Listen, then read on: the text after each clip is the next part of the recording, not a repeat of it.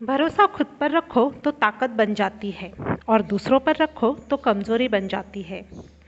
क्या आपका अपने ऊपर से विश्वास उठ गया है? क्या आपने अपने सबकॉन्शियस माइंड पर विश्वास करना छोड़ दिया है क्योंकि वह आपके सपनों को पूरा नहीं कर पा रहा है? या फिर क्या आप अपने सबकॉन्शियस माइंड से सपनों को पूरा करना चाहते हैं? क्या आप अपने टैलेंट और कैपेबिलिटीज़ का अधिकतम प्रयोग करना चाहते हैं, लेकिन आपको सही तरीका पता ही नहीं है?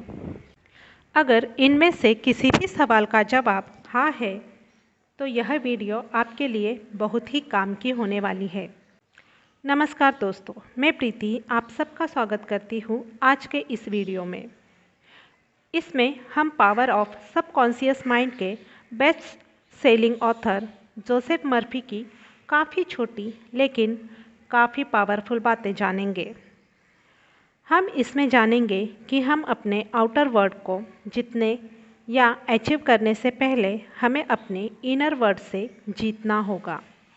खुद के इनर वर्ल्ड से जीतने के लिए आपको अपने अंदर के बिलीफ सिस्टम को इंक्रीज़ करना होगा, क्योंकि जब तक आप खुद पर बिलीव नहीं करेंगे तब तक आप पर इस पूरे वर्ल्ड के 700 करोड़ लोग कैसे बिलीव करेंगे।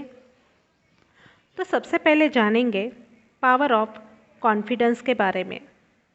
हम सभी लोगों के पास एक कुदरती शक्ति है, लेकिन हम उस शक्ति को तब महसूस करते हैं जब हम अपने दिमाग से चीज़ों को समझने और देखने का तरीका बदलते हैं। यही वह शक्ति है जिससे हमारे मन में विश्वास आता है। जब हमारे मन में किसी चीज़ के प्रति विश्वास बन जाता है, तब हमारे अंदर आत्मविश्वास उत्पन्न होने लगता है। एक बार एक आदमी ने दो खूबसूरत पंछी देखे। उसने अपने माली से कहा कि वह इन दोनों पंछियों को प्रशिक्षित करे। थोड़े दिनों के बाद माली ने देखा कि उन दोनों पंछियों से एक ने उड़ना सीख लिया, जबकि दूसरा पंछी उड़ नहीं पा रहा था। मतलब उसने कभी उड़ने की कोशिश नहीं की, वह हमेशा डाली पर बैठा रहता था। माली उस पंछी को उड़ाने सिखाने की बहुत कोशिश करता था, लेकिन कोई फ़ायदा नहीं हुआ। एक दिन जब मालिक ने उन दोनों पंछियों को आसमान में उड़ते हुए देखा, तो वह बहुत आश्चर्य में पड़ गया। उसने माली से पूछा, तुमने ऐसा कैसे किया? तब उस माली ने कहा, मैंने इस पंछी को उड़ाने के लिए कई प्रयास किए, लेकिन यह कभी उड़ने की कोशिश नहीं करता था। इसलिए मैंने उस डाली को ही काट दिया जिसमें वह बैठा करता था। ठीक उसी प्रकार ज़्यादातर इंसान हमेशा अपने दुखों के साथ चिपके रहते हैं। वह कभी ये सोचते ही नहीं है कि इन दुखों के बिना ज़िंदगी कैसे होती है। हर इंसान की ज़िंदगी में दुख आता है तो नकारात्मक सोच उस पर हावी हो जाती है। उस समय उसको न अपने आप पर, न दूसरे लोगों पर, न ही ब्रह्मांड की शक्ति पर विश्वास रहता है। ऐसी परिस्थिति में उसके पास दो ही रास्ते बचते हैं। पहला, वह अपने मन की बात को मानकर निराशा के समंदर में डूबा रहे, और दूसरा, उस दुख को खत्म करने के लिए रास्ता खोजे। अच्छा सोचने से हमारा दिमाग हर समस्या का समाधान खोज ही लेता है।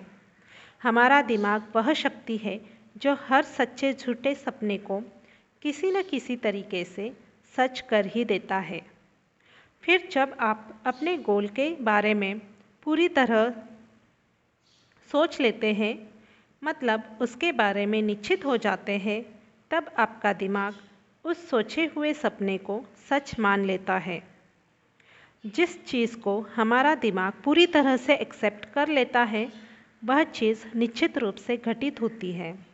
अगर आप विश्वास करते हैं कि आप सफल होंगे, तो आप निश्चित रूप से सफल होंगे।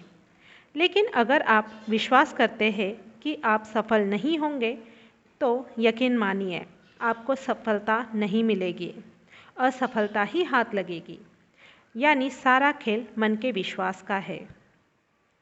अगर किसी जानवर को एक तालाब में डाल दो तो वह तैरकर निकल जाएगा, जबकि अगर आप किसी ऐसे इंसान को तालाब में डाल दो जो तैरना नहीं जानता तो वह डूब जाएगा।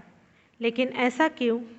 तो ऐसा इसलिए क्योंकि उस जानवर को यह विश्वास होता है कि वह तैरकर पार हो जाएगा, इसलिए वह पार भी हो जाता है। जबकि जिस इंसान को तैरना नहीं आता है वह अपने मन में विश्वास ही नहीं कर पाता कि वह सच में तैरकर नदी को पार कर सकता है, इसलिए वह डूब जाता है। यानी कि यह इंसान ऐसे समय में भी नेगेटिव चीज़ को ही सोच रहा है। हर इंसान को कोई ना कोई चीज़ नेगेटिव चीज़ से बांध कर रखती है, मतलब कोई ना कोई नेगेटिव चीज़ इंसान को अपनी तरफ आकर्षित करती रहती है। जिस दिन आप उस डाली की तरह अपने आप से नेगेटिव चीज़ को दूर कर लेंगे, उस दिन से आपकी ज़िंदगी में बदलाव आना शुरू हो जाएगा। तो सेकंड पॉइंट है, your feelings are your biggest weapon. आपकी फीलिंग्स ही आपके लिए सबसे बड़ा वेपन है। जब आप अपने लाइफ की सबसे बड़ी गोल सेटिंग और उसे विजुअलाइज करते हैं, तब आपको वहाँ पर अपने इमोशन को जोड़ना होगा। हमारे फीलिंग्स और इमोशन की बहुत पावर होती है। जब हम अपने डिज़ायर को इमोशन और फीलिंग से कनेक्ट करते हैं, तब वहाँ पर बहुत ही बड़ा रिजल्ट मिलता है। अगर आप ऐसे टारगेट सेट कर रहे हैं जो आपको मोटिवेट नहीं करता, तो आपके लिए वहाँ पर फीलिंग्स को लॉन्ग टर्म में कनेक्ट करना चैलेंजिंग लगेगा। लेकिन अगर आप रिजल्ट लाने की एक बर्निंग डिज़ायर रखते हैं, तो आप नॉर्मली नियमित रूप से एक्शन लेते रहेंगे, अपने डेस्टिनेशन की तरफ आगे बढ़ते रहेंगे। लेकिन उससे पहले आपको अपनी बर्निंग डिज़ायर के लिए अवेयर रहना होगा। यह तभी संभव है जब आप अपने सबकॉन्शियस माइंड के साथ अपने रिलेशन को स्ट्रॉन्ग बनाएंगे। नेक्स्ट पॉइंट है, डिसिप्लिन और कंट्रोल इमेजिनेशन। एक बार जोसेफ मर्फी एक ग्रेट बिजनेसमैन से मिले। उस ग्रेट बिजनेसमैन ने जोसेफ को बताया कि कैसे उसने अपने बिजनेस की शुरुआत एक छोटे से स्टोर से की थी। उसने कहा कि वह बड़े बड़े सपने देखता था। वह बहुत ही बड़ा ड्रीमर था। वह सोचता था कि उसकी एक बहुत बड़ी कंपनी हो जिसकी ब्रांच पूरे देश में फैली हो। उसने कहा वह अपने मन ही मन में बड़े बड़े offices, buildings, factories and stores की पिक्चर बनाया करता था। वह यह प्रैक्टिस रेगुलर और डिसिप्लिन वे में करता था, एक कंट्रोल इमेजिनेशन के साथ। वह जानता था कि रेगुलर, कंट्रोल्ड और डिसिप्लिन इमेजिनेशन से वह अपने सपनों को पूरा कर सकता है। इससे वह अपने अंदर एक मैजिकल एनर्जी को फील करता था। इससे उसे काम करने की इंस्पिरेशन और मोटिवेशन मिलती थी। धीरे धीरे वह प्रॉस्पेरिटी की ओर आगे बढ़ने लगा। वह लॉ ऑफ अट्रैक्शन की पावर से वह सब कुछ अट्रैक्ट करने लगा जिसकी उसने एक कंट्रोल इमेजिनेशन की थी।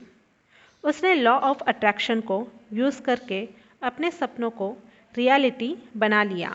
उसने वह सब कुछ पा लिया जिसकी उसने कंट्रोल इमेजिनेशन की थी। इसे हम एक डिसिप्लिन इमेजिनेशन भी कह सकते हैं। वह जब तक जिया तब तक अपनी हर इच्छा पूरी करता रहा। जोसेफ मर्फी को बिजनेसमैन की कही हुई एक बात खास तौर पर पसंद आई। अपने आप को एक सफल व्यक्ति के रूप में इमेजिन करना जितना आसान है, उतना ही आसान असफल के रूप में इमेजिन करना है। लेकिन यह बहुत ही रोमांचक है। जोसेफ मर्फी एक ड्रीमर है। उनके मन में वह पिक्चर और गोल्स है जो पाना चाहते हैं। वह जानते हैं कि एक क्रिएटिव पावर उनकी इमेजिनेशन पर रिएक्ट करेगी। हम जो कंट्रोल इमेजिनेशन करते हैं वह फीलिंग से डेवलप होती है। Teacher of mental science Thomas स्ट्रोम ने कहा है, feelings is the law and law is the feeling. Feeling he power का सोर्स है। रिजल्ट पाने के लिए हमें अपनी कंट्रोल इमेजिनेशन को फीलिंग से चार्ज अप करना चाहिए। अपने गोल्स को अपनी फीलिंग से जोड़कर पावरफुल बना ले। इस पावर को अपग्रेड करते रहे, अपने गोल्स के प्रति लॉयल रहे। जब यह सब आप करेंगे तो डर भी आपसे डरेगा। डर आपके आसपास भी नहीं आएगा। आपके पास फाइनल रिजल्ट को कंट्रोल वे में इमेजिन करने की अमेजिंग पावर है। अगर सच में आप अपने गोल को पाना चाहते हैं तो आप अपने मन में इसके फाइनल रिजल्ट की एक कंट्रोल इमेजिन पिक्चर बना लें, क्योंकि जिस चीज़ की आप फीलिंग के साथ कंट्रोल इमेजिन पिक्चर बना पाते हैं वह फ्यूचर में आपके लिए ऑलरेडी मौजूद है। बस आप अपने गोल के साथ लॉयल रहे। Develop a right mental attitude. Business की दुनिया में लोग या business tycoon right mental attitude के इम्पोर्टेंस को बहुत अच्छे से समझते हैं। इसलिए ऑथर कहते हैं उन्हें याद है कि उन्होंने कई साल पहले पुनर्जन्म पर एक आर्टिकल बनाया था। इस आर्टिकल की कॉपी को एक चर्च के काउंटर पर डिस्प्ले किया गया, जहां पर ऑथर लेक्चर देते थे। शुरुआत में बहुत ही कम कॉपी सेल हुई, क्योंकि सेल्स गर्ल इस आर्टिकल के आइडिया की कट्टर विरोधी थी। ऑथर ने सेल्स गर्ल को पुनर्जन्म वाली बाइबल की कहानी का मीनिंग और मोरल समझाया। यह भी बताया कि दरअसल यह किस बारे में थी। वह स्टोरी का प्लॉट समझ गई। फिर वह आर्टिकल के लिए इंथुसियास्टिक हो गई। उसने ऑथर के लेक्चर खत्म होने से पहले ही सारे पैम्पलेट बेच दिए थे। यह स्टोरी एक राइट मेंटल एटीट्यूड की इम्पोर्टेंस का एग्जाम्पल था, क्योंकि एक राइट मेंटल एटीट्यूड बहुत ज़्यादा इम्पोर्टेंट होती है। आपके राइट मेंटल एटीट्यूड का मतलब है पीपल, सिचुएशन और ऑब्जेक्ट पर मेंटल रिएक्शन। क्या आप सामान्य रूप से ह्यूमन, एनिमल, नेचर फ्रेंडली है? क्या आपको लगता है कि दुनिया में बुराइयां भरी पड़ी है, या फिर किसी को आपके सामने झुकना चाहिए? सिंपली आपका एटीट्यूड क्या है ये चीज़ें बताती है। सेल्स गर्ल का रिस्पॉन्स आर्टिकल और राइटर के लिए नेगेटिव था। उसने राइटर और आर्टिकल को प्री जज कर लिया था। उसका यह एटीट्यूड सही नहीं था। हम राइट एटीट्यूड तब डेवलप करते हैं जब हमें समझ आ जाए कि कोई भी बाहरी चीज़ तब तक हमें हार्म नहीं कर सकती जब तक उस पर हमारी मानसिक सहमति न हो। हम आउटसाइड नेगेटिविटी को पावर तब देते हैं जब हम इन्हें अंदर आने की परमिशन देते हैं। अदरवाइज आउटसाइड नेगेटिविटी में कोई पावर ही नहीं होती। ऑथर कहते हैं कई लोगों का लाइफ को लेकर सैड व्यू या पैसिफिस्ट एटीट्यूड होता है, जो कि इनकी सारी परेशानियों की जड़ है। इसलिए अपना एटीट्यूड हमेशा पॉजिटिव रखना चाहिए और नेगेटिविटी को अपने अंदर नहीं आने देना चाहिए।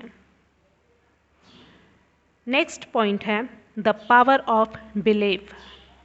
ऑथर जोसेफ मर्फी बताते हैं कि उनका एक रिलेटिव था। उसे ट्यूबरक्लोसिस की बीमारी हो गई थी। उसके लंग्स में यह बीमारी बहुत ज़्यादा बढ़ गई थी। तब उसके बेटे ने एक दिन उसका इलाज करने का फैसला किया। वह वेस्टर्न ऑस्ट्रेलिया में पेर्थ नाम की जगह पर गया, जहां उसके फादर रहते थे। उसने अपने फादर से कहा, वह एक सन्यासी से मिला है जिन्होंने उसे एक क्रॉस दिया। उसने फादर को बताया कि यह क्रॉस या अंगूठी के छूने मात्र से कई लोगों की जानलेवा बीमारी ठीक हो चुकी है। उसने अपने फादर के बिलीव को इतना ज़्यादा बढ़ा दिया कि उसके पिता ने उसके हाथ से रिंग छीन ली। अपने सर पर रखकर प्रेयर करने लगा। वह प्रेयर करते करते सो गया। अगली सुबह तब मिरेकल हो चुका था। डॉक्टर के सारे टेस्ट इस बात के सबूत थे दैट ही इज़ परफेक्ट। जाहिर है कि फुटपाथ पर पड़े उस लकड़ी के टुकड़े ने बूढ़े आदमी को ठीक नहीं किया। यह तो उसका बिलीफ था जो इतना बढ़ गया था कि उसके लिए आइडियल ट्रीटमेंट बन गया। उसका बिलीव और फीलिंग एक दूसरे से जुड़े और उसको बिल्कुल ठीक कर दिया। उसको कभी नहीं पता चला कि उसके साथ क्या ट्रिक खेली गई। अगर उसे पता चल जाता है तो शायद उसे दोबारा टीबी हो सकता था। वह पूरी तरह स्वस्थ रहे और 15 साल तक जिए। बिलीव की पावर इतनी बड़ी है, वह इस स्टोरी से हम समझ सकते हैं। वह बिलीव ही है जिसकी वजह से लोगों की लाइफ में बड़े बड़े टर्निंग पॉइंट आते हैं। आप और हम सब बिलीव की पावर को यूज़ करके लाइफ में कुछ भी हासिल कर सकते हैं। बिलीव से कुछ भी किया जा सकता है। यहाँ तक मेरे साथ बने रहने के लिए आपका बहुत बहुत शुक्रिया। Thank you once again.